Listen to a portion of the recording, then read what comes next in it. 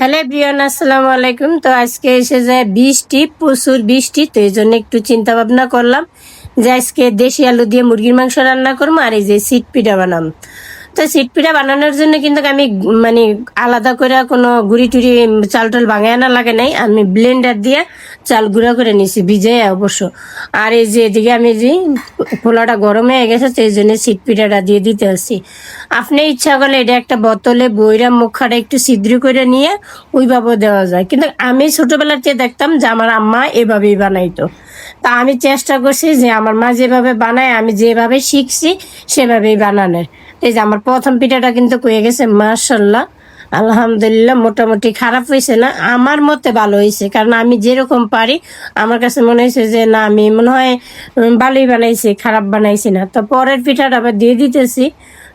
এগুলা কিন্তু গোলা বেশি লাগে না, আমি মনে হয় যে আরো যদি অল্প গোলা নিতাম তাইলে হয়ে যেত, কিন্তু এই মানে এই গোলাটা দিয়ে আমার অনেকগুলা পিঠ হইব।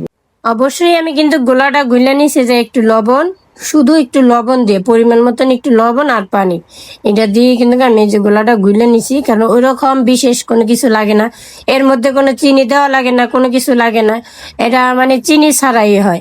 তো আমার এই যে দ্বিতীয় পিঠাটা হয়ে গেছে, এটা আরো বেশি সুন্দর হয়েছে মাসাল্লাহ দিলে। এটা ওইটার চেয়ে এটা অনেক সুন্দর হয়েছে।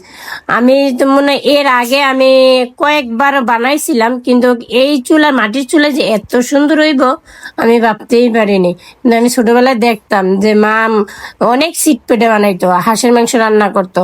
তো যেহেতু হাঁসের মাংস নাই, এই জন্য আমি যে মুরগির মাংসই রান্না করতেছি। আর আমার মিনি কিচেনটা কিন্তু আমার কাছে সত্যি এখন খুব ভালো লাগে রান্না করতে। এই যে পাখি আছে, ওরা তো আমি যে দু একটা রিলস ভিডিও সারি, মানে আমার ভয়েস দেওয়া লাগে না, আমার ভয়েসটা মনে হয় যে ওরাই দিয়ে দেয়, এত চিল্লাচিল্লি করে। এই যে আমি আরেকটা পিঠা দিয়ে দিতেছি। আর এগুলা দিতেও যেমন সহজ, বানানটাও অনেক সহজ। কেমন, এগুলাই যে ছিটা দিয়ে খালি ডাইকা রাইখা দিলি কিছুক্ষণ পরে এমনিতেই অর্ধেকটা উঠা যায়, তারপরে একটু চামচ বা খুরসুনির সাহায্যে একটু উল্টাই নিলি হয়ে যায়, বাস করে নিলি, মানে ওটা এসে যায় সৌন্দর্যের জন্য যে একটু বাস করে নিলাম, ভালো দেখাইলো। এই যে এটা ডাইকা দিছি, কিছুক্ষণ পর ডাকনাটা আলগি দিছি, এই যে পিঠা কিন্তু এটা হয়ে গেছে। তা আমি পিঠার ভিডিওটা আর অত বড় করবো না, কারণ আমি যদি মুরগির মাংস পিঠা সম্পূর্ণ বানানোটা দেখাই তাইলে অনেক বড় হয়ে যাবো ভিডিওগুলা। মুরগির মাংস রান্না করা আর এই যে চিট পিঠা খাওয়া, এটা দ্বিতীয় পার্টে থাকবে, কারণ হচ্ছে যে ভিডিওটা অনেকটা বড় হয়ে যাবো।